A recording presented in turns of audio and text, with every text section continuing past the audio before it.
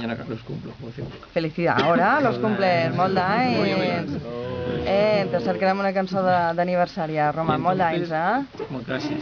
Entonces lo que yo más quería transmitir a los alumnos es el amor por los Beatles, aparte del griego, del inglés o de lo que estuviera dando en ese momento, ¿no?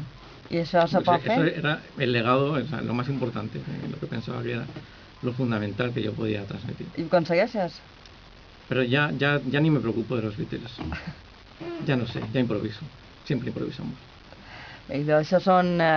Digues, Rafael. No, volia dir una cosa, és que m'ha sorprès. Sí? M'ha sorprès el tema del grec perquè no ho sabia, d'en Roman. No? És que sóc filòleg clàssic. Tu també? Mira, tots dos. Clàssica Increïble. de carrera. Mira, dos bitxos raros. Va fer llatí grec i vaig donar classe de grec uns quants anys després de la carrera i per això em fa gràcia sentir-lo. Ai, mira, un agermanament. Sí? Que bé, que bé. Bé, tenim algo en comú. L'echas de menos, no? Sí. La veritat que sí, la veritat que sí. Vaig estar bastants anys fent classe tant de grec com de llatí a gent de batxillerat i de cou. I bé, eren pocs a classe, però ens ho passàvem molt bé. Jo a llatí m'agradava allò de fer traduir el Tintín i l'Astèrix i aquestes coses. Ah, sí? Sí. I és apassionant, realment. Bueno, aconsegueixes que gent que no té cap interès per les llengües anomenades mortes, no? Pues realment se'n donen compte que té una tirada, no?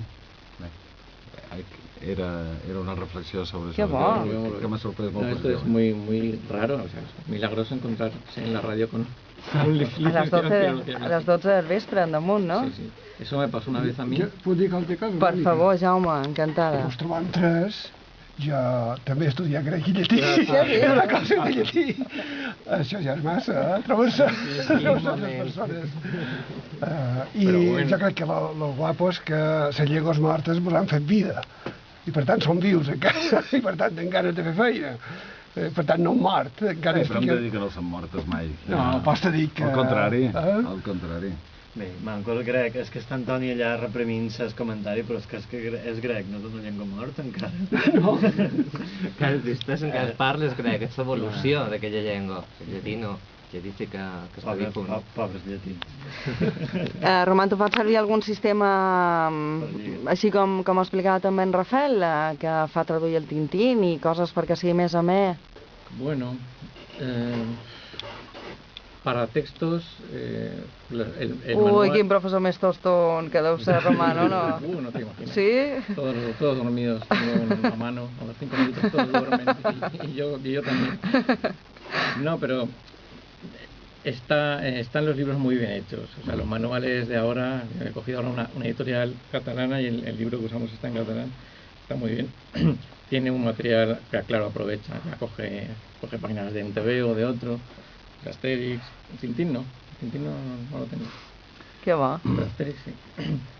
Jaume, digues, Rafael. Els alumnes els fèiem aprendre coses d'aquelles del Haimosai, Haicea i Tontek, no? Que epistemon, el famoso texto sobre les muses. O, per exemple, altres, no? Macetotes, Escaipanta, Macetotes. Sí, aquestes coses. Bé, al final jo crec que és important que la gent tingui certs records, almenys, que el facin no oblidar els seus orígens, no? Què va? Claro. Yo lo que sí uso mucho es internet, es decir, blogs. Me baso en la actualidad, ¿no? Utilizo la actualidad para que vean que la cultura clásica y el catalán y el castellano y lo que estamos hablando todo tiene una base en las lenguas clásicas y no solo las lenguas, o sea, la actualidad, la información, lo que pasa, ¿no? Lo que va pasando y lo que sale en la prensa tiene raíces, ¿no? Hi ha blogs en llatí?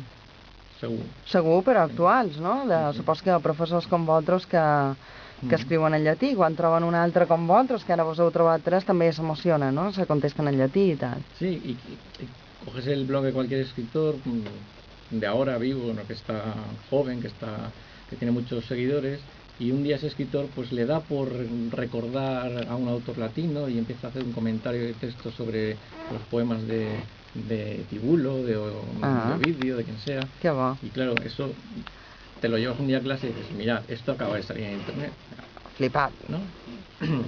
Y entonces te da pie para para explotar o exprimir unos versos en latín, su traducción y todo eso. Molt bé, conversàvem amb Roman Pinya, també tenim en Rafael Torra i Jaume Obrador. Tu feies servir algun mètode pedagògic especial? No, el lloc on jo estava era un lloc especial, era en el seminari. Per tant, en aquell moment se feia el que se podia, però no s'inventaven massa coses. Hi havia molta monotonia. Gent d'ensenyament lúdic no n'hi havia en aquell temps. No, per desgràcia.